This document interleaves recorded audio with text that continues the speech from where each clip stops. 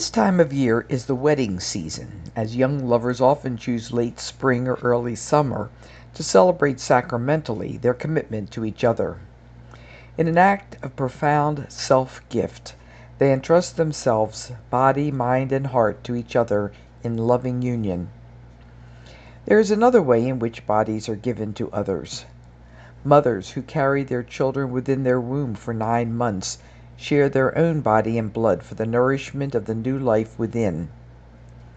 Within the body of believers, church members also give themselves, body, mind, and spirit, for one another and for the life of the world. In each of the ways in which the whole self is given in love, Jesus' act of self-gift lives on. In the world of Jesus, the expression body and blood was a way of speaking of the whole person. Body, soma, connotes the whole physical person, while blood, aima, is the life force. Today we speak of body, mind, and spirit when referring to the whole self.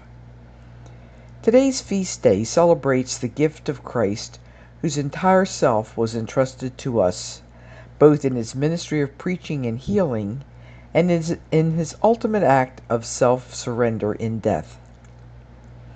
In the ancient formula handed on to Paul and then to us, which we repeat at the Eucharist, we are invited not only to receive the body and blood of Christ, that is for us, but also to do this in remembrance of him. Do this means not only to recall his words and actions at Eucharist, but to emulate his whole manner of life.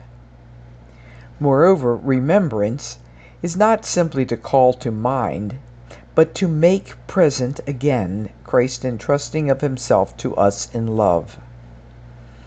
In the Gospel, we see how easy it is to miss the moment when such self-gift is asked of us.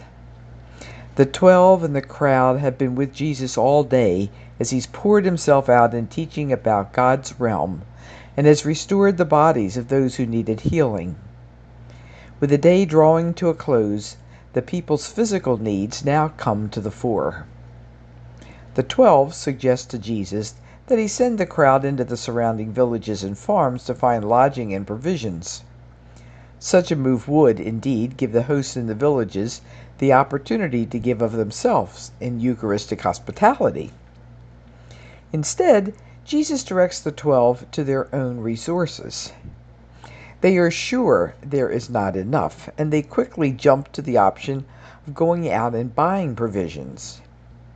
Jesus, however, takes the 5 loaves and 2 fish, looks up to heaven, blesses, breaks, and gives them to the disciples to set before the crowd.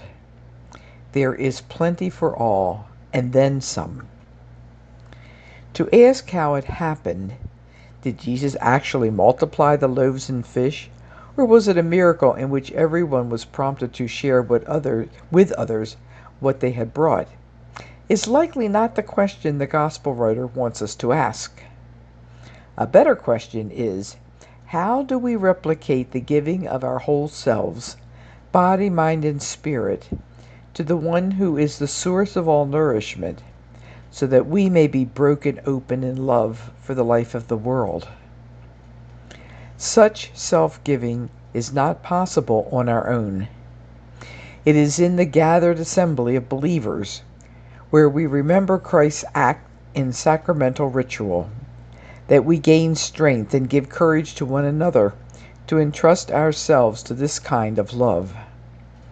Just as the disciples will have another opportunity at the Last Supper, so we come to the Eucharistic table often, so that the ability to replicate Christ's actions in our world becomes all the more natural as we remember again and again.